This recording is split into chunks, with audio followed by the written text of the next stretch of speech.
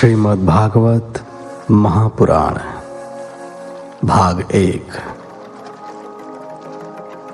श्रीमद् भागवत कथा में कुल 12 स्कंध हैं, जिन्हें 5 भागों में विभाजित करके सुनाया जाएगा। श्रीमद् भागवत कथा के इस प्रथम भाग में आप मंगलाचरण, भागवत कथा महात्म्य, इसके पश्चात भागवत कथा का प्रथम स्कंध, द्वितीय स्कंध एवं तृतीय स्कंध का श्रवण करेंगे। इसके आगे के स्कंधों का श्रवण आप भाग 2, 3, 4 एवं भाग 5 में करेंगे।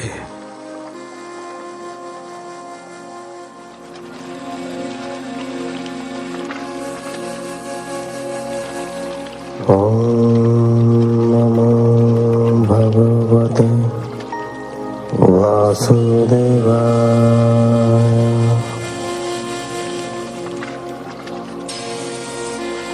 ओम नमो भगवते वासुदेवाय।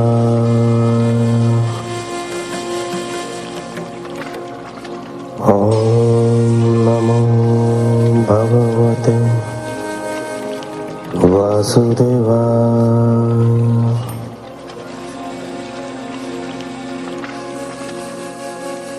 आप सुन रहे हैं हिंदू रिचुअल्स, हिंदू रीति रिवाज द्वारा प्रसारित श्रीमद् भागवत महापुराण।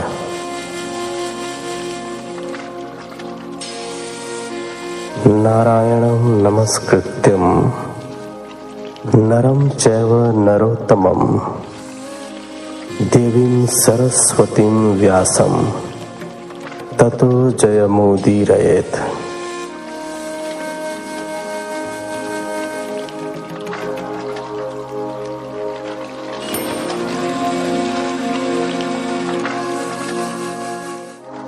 श्रीमद् भागवत कथा आरंभ होने से पूर्व सर्वप्रथम मंगलाचरण करेंगे तथा इसके उपरांत श्रीमद् भागवत सप्ताह की विधि जानेंगे। तत्पश्चात श्रीमद् भागवत महात्म्य का श्रवण करेंगे। हिंदू रिचुअल्स, हिंदू रीति रिवाज सनातन धर्म के प्रसार के लिए अथक प्रयत्न कर रहा है। इस यात्रा में अब हमें आप सभी के सहयोग की और अधिक आवश्यकता है, ताकि हम अपने वेदों, पुराणों, उपनिषदों और शास्त्रों आदि का ऑडियो बुक के रूप में पुनर्संकलन कर भावी पीढ़ियों के लिए इन्हें संरक्षित कर सकें। तो आइए इस बृहत् कार्य को साकार करने हेतु हम सभी साथ मिलकर इस जिम्मेदारी का वहन करते हैं। इस शुभ कार्य हेतु आपसे न्यूनतम अंशदान प्रति व्यक्ति की अपेक्षा है। आप अपने सामर्थ्य अनुसार कोई भी राशि डिस्क्रिप्शन बॉक्स में दिए गए पेमेंट आईडी के द्वारा हम तक पहुंचा सकते हैं।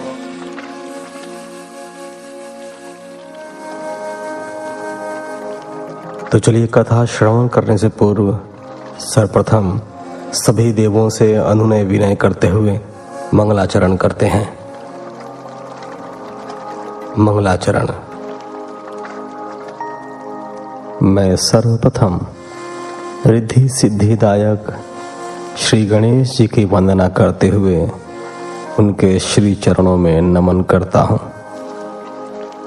श्री गणेश जी इस अकिंचन व्यक्ति की संपूर्ण मनोकामनाओं को पूर्ण करने वाले हैं।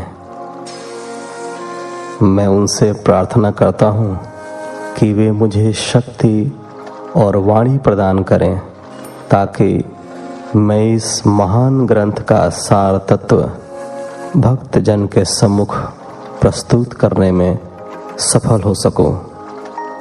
साथ ही मैं उस निराकार परब्रह्म को नमन करता हूँ, जिसकी इच्छा से यह जगत निर्मित हुआ है और जो इस ब्रह्मांड के जनक, पालनकर्ता और संहारक हैं।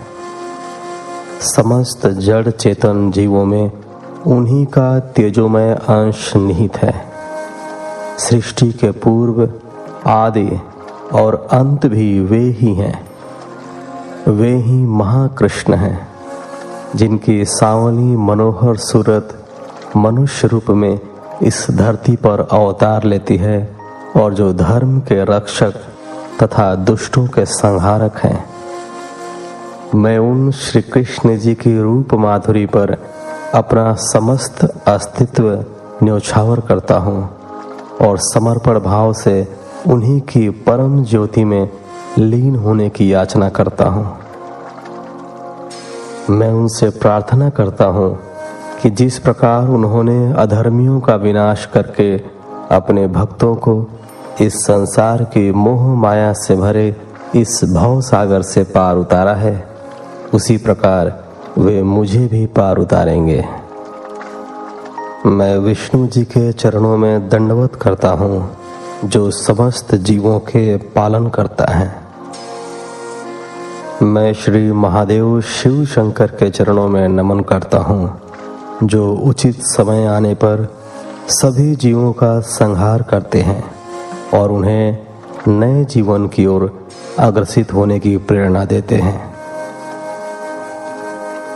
मैं उन ब्रह्मा जी के श्री चरणों में नमन करता हूँ जो इस सृष्टि के जनक हैं और जिनकी कृपा से सूर असुर सिद्धि फल प्राप्त करते हैं, जिनकी कृपा से अज्ञानी व्यक्ति भी ज्ञान का श्रीफल चखने का पुण्य प्राप्त करते हैं।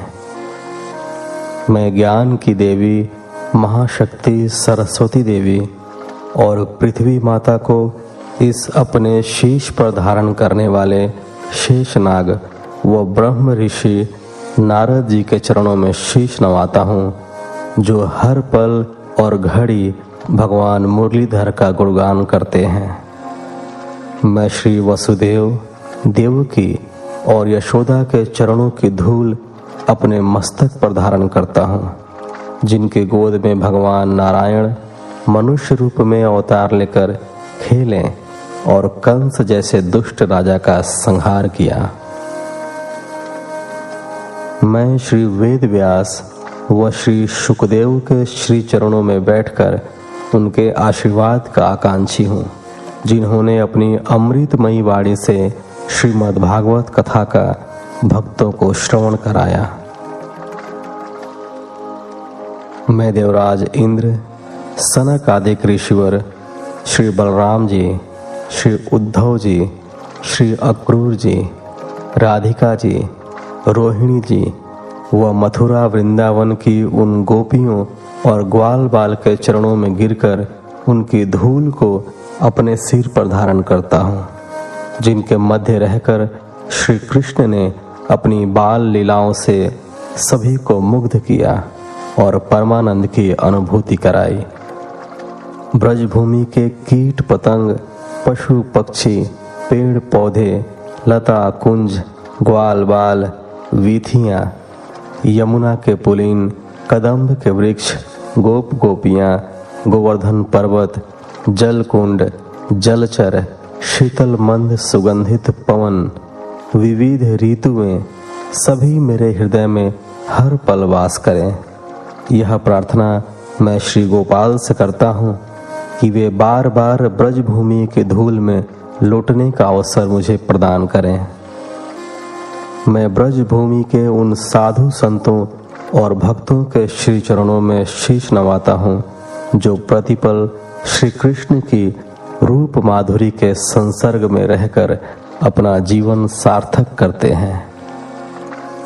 एक बार पुनः मैं समस्त देवी देवताओं और माँ सरस्वती को नमन करता हूँ और उनसे वरदान मांगता हूँ कि वे इस अकिंचन अज्ञानी को ज्ञान दें, शक्ति दें और अपनी कृपा हर पल बनाए रखें, ताकि मैं श्री वेदव्यास व श्री शुकदेव जी की उस कथामृत वाणी का सार तत्व भक्तों के सामने प्रकट कर सकूं, जिसमें भगवान श्री कृष्ण का संपूर्ण जीवन चरित्र समाया हुआ है। जिस परब्रह्म का गुणगान करते हुए नारद, शारद, ऋषि मुनि और देवगण एक पल के लिए भी नहीं थकते, उस परम पिता का गुणगान करना मुझ जैसे अकिंचन से कैसे संभव होगा जब तक उन भगवान श्री कृष्ण की कृपा मुझ पर न हो। अतः एक बार पुनः मैं उनसे शक्ति का वरदान मांगता हूँ कि वे मुझे मार्ग दिखाएं और स्वयं ही वाणी में विराजमान हों। श्रीमद् भागवत कथा आरंभ करने से पूर्व श्रीमद् भागवत सप्ताह की विधि जानते हैं। श्रीमद् भागवत सप्ताह को एक महान यज्ञ के रूप में विभिन्न ग्रंथों में मान्यता प्राप्त है। इसके लिए जिन बातों की जानकारी यज्ञकर्ता को होनी चाहिए उसी का संक्षेप में व्याख्यान आगे किया जा रहा है। यद्यपि भगवान की वंदना और पूजा के लिए भाव ही महत्वपूर्ण हुआ करते हैं, लेकिन यदि किसी विशेष कामना से सप्ताह का आयोजन किया जा रहा हो तो आगे बताए गए विधि विधान पूर्वक कथा वाचन आदि कर्म करना ही लाभकारी होता है। मुहूर्त विचार। नक्षत्रों में हस्त, चित्रा, स्वाति, विशाखा, अनुराधा, पुनर्वसु, पुष्य, रेवती, अश्विनी, मृगशिरा, श्रवण, धनिष्ठा तथा पूर्वा भाद्रपदा उत्तम है। द्वितीया, तृतीया, पंचमी, षष्ठी, दशमी, एकादशी तथा द्वादशी तिथियों को इस कार्य के लिए श्रेष्ठ बतलाया गया है। सोम, बुध, गुरु एवं शुक्र ये वार सप्ताह आरंभ के लिए सर्वोत्तम हैं। तिथि, वार और नक्षत्र का विचार करने के साथ ही यह भी देख लेना चाहिए कि शुक्र या गुरु अस्त, बाल अथवा वृद्ध तो नहीं है। कथारंभ का मुहूर्त भद्रादि दोषों से रहित होना चाहिए। आषाढ़, श्रावण, भाद्रपद, आश्विन, कार्तिक और मार्गशीर्ष ये मास कथा आरंभ करने के लिए श्रेष्ठ बतलाए गए हैं। कुछ विद्वानों के अनुसार चैत्र और पौष को छोड़कर इस पवित्र यज्ञ के लिए सभी मास उत्तम हैं। नदी का तट, उपवन, देव मंदिर अथवा अपना निवास स्थान ये सभी कथा के लिए उपयोगी स्थल हैं। यदि भूमि कच्ची हो तो उसे गोबर और पीली मिट्टी से लीपें। यदि आंगन पक्का हो तो उसे अच्छी तरह धो लें। उस पर पवित्र एवं सुंदर आसन बिछाएं। नीला रंग तमोगुण का प्रतीक है, इसलिए इस रंग के वस्त्र का उपयोग न किया जाए। इस बात का विशेष ध्यान रखें। यजमान के हाथ से 16 हाथ लंबा और उतना ही चौड़ा कथा मंडप होना चाहिए। उसे केले के खंभों से सजाएं, हरे बांस के खंभे लगाएं तथा नूतन पल्लवों की बंधनवारों, पुष्पमालाओं और ध्वजा पताकाओं से मंडप को भली भांति सुसज्जित करें। उस पर ऊपर से सुंदर चंदोवा ताने। उस मंडप के दक्षिण पश्चिम भाग में कथावाचक और मुख्य श्रोता के बैठने का स्थान होना चाहिए। शेष भाग में देवताओं और कलश आदि का स्थापना करें। कथावाचक के बैठने के लिए ऊंची चौकी रखें, उस पर शुद्ध आसन बिछाएं। श्रीमद् भागवत को स्थापित करने के लिए एक स्वर्ण मंडित छोटी सी चौकी या आधार पीठ बनवाकर उस पर पवित्र वस्त्र बिछाएं। इस चौकी पर 3 तोला सोना मढ़ा होना चाहिए। अपनी शक्ति के अनुसार ही यह स्वर्ण सिंहासन बनाएं, परंतु शक्ति होते हुए लोभवश संकोच न करें। इससे श्रद्धा के अभाव का संकेत मिलता है। श्रीमद् भागवत की पुस्तक को रेशमी वस्त्र लपेटकर छत्र चौमर के साथ डोली में अथवा अपने मस्तक पर रखकर कथा मंडप में लाना और स्थापित करना चाहिए। कथा मंडप की दीवारों पर भगवान और उनकी लीलाओं का स्मरण कराने वाले चित्र लगाएं। वक्ता का मुख यदि उत्तर की ओर हो तो मुख्य श्रोता का मुख पूर्व की ओर होना चाहिए, और यदि वक्ता पूर्वाभिमुख हो तो श्रोता उत्तराभिमुख होकर बैठे। वक्ता को चाहिए कि व्रत लेने से एक दिन पूर्व ही वह शौर क्रिया करा ले।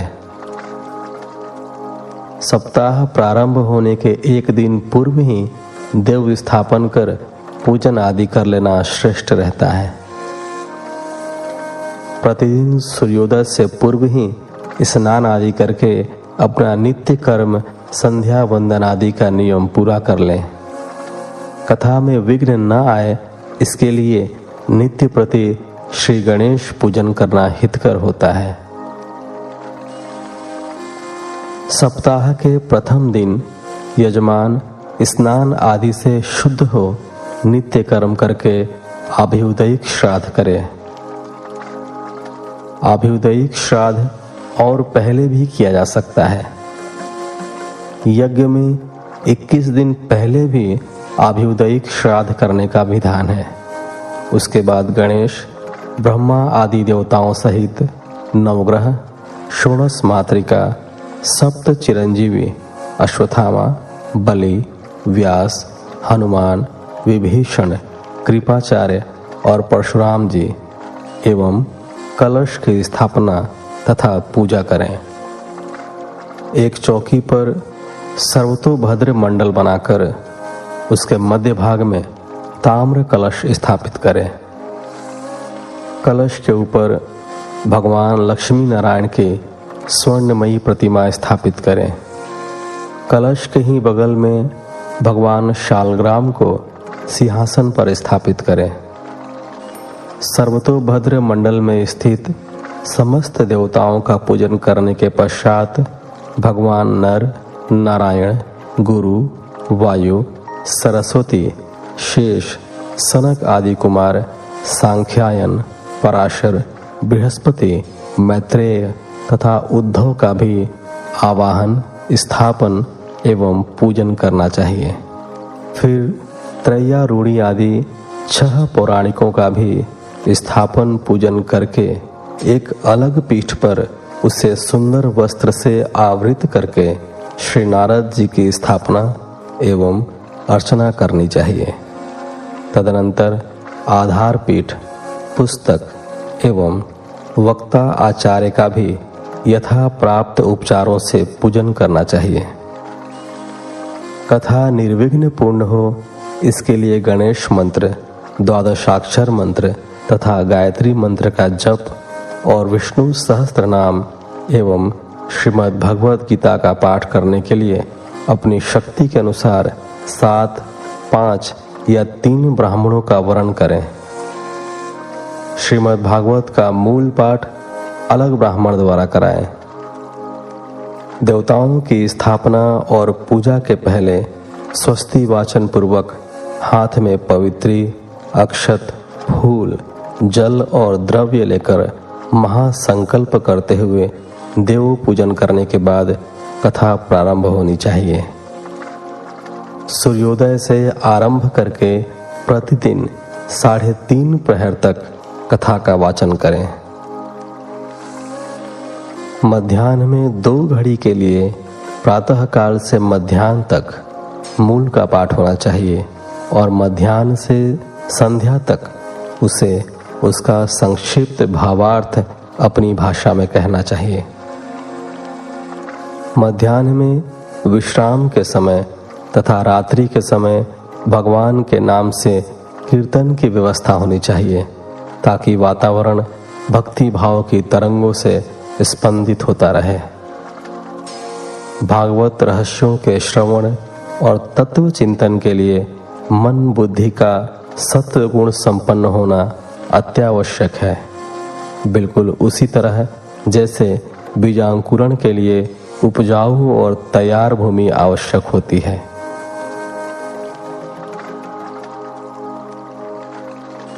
श्रोताओं के बैठने का स्थान। वक्ता के सामने श्रोताओं के बैठने के लिए आगे पीछे 7 पंक्तियां बना लेनी चाहिए। पहली पंक्ति का नाम सत्यलोक है। इसमें साधु, सन्यासी, विरक्त, वैष्णव आदि को बैठाना चाहिए। दूसरी पंक्ति तपोलोक कहलाती है। इसमें वानप्रस्थ श्रोताओं को बैठाना चाहिए। तीसरी पंक्ति को जनलोक नाम दिया गया है।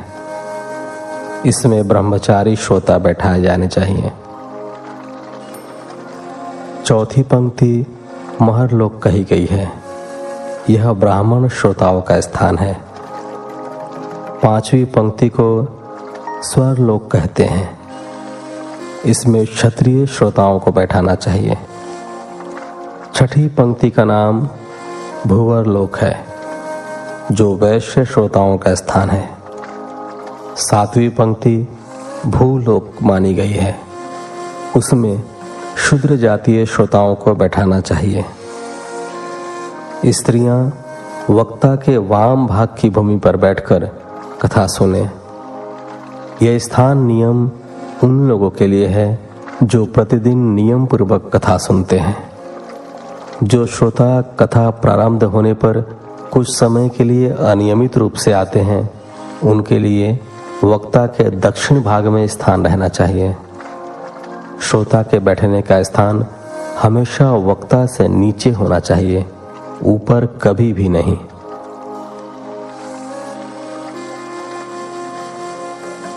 श्रोताओं के नियम।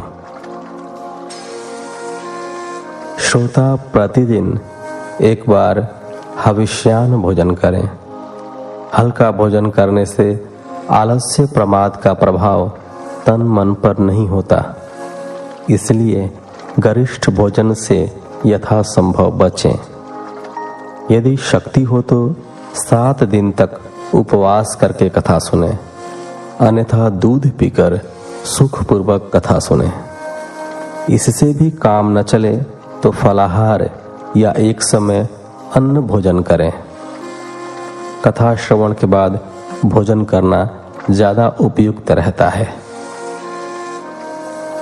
दाल, शहद, तेल, गरिष्ठ अन्न, भाव दूषित अन्न तथा बासी अन्न का परित्याग करें।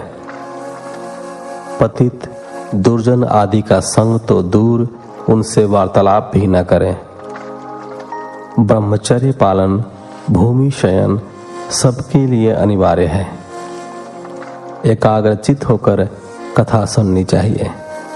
जितने दिन कथा सुने, धन, स्त्री, पुत्र, घर एवं लौकिक लाभ की समस्त चिंताएं त्याग दें। काम, क्रोध, मद, मान, ईर्ष्या, लोभ, दंभ, मोह तथा द्वेष से दूर रहें। वेद, वैष्णव, ब्राह्मण, गुरु, गौ, व्रती, स्त्री, राजा तथा महापुरुषों की कभी भूल कर भी निंदा न करें। रजस्वला, चांडाल, म्लेच्छ, पतित, व्रतहीन, ब्राह्मण द्रोही तथा वेद बहिष्कृत मनुष्यों से वार्तालाप न करें। मन में सत्य, शौच, दया, मौन, सरलता, विनय तथा उदारता को स्थान दें। कुछ विशेष बातें। प्रत्येक स्कंध की समाप्ति होने पर चंदन, पुष्प, नैवेद्य आदि से पुस्तक की पूजा करके आरती उतारनी चाहिए। शुकदेव जी के आगमन तथा श्री कृष्ण के प्राकट्य का प्रसंग आने पर भी आरती करें। 12वें स्कंध की समाप्ति होने पर पुस्तक और वक्ता का भक्ति पूर्वक पूजन करें। वक्ता गृहस्थ हो तो उन्हें अपनी शक्ति के अनुसार उदारता पूर्वक वस्त्र, आभूषण तथा नकद रुपए भेंट दें। मृदंग आदि बजाकर जोर जोर से कीर्तन करें। जय जयकार, नमस्कार और शंखनाद करें। ब्राह्मणों और याचकों को अन्न एवं धन दें। वक्ता के हाथों से श्रोताओं को प्रसाद एवं तुलसी दल मिलने चाहिए। प्रतिदिन कथा के प्रारंभ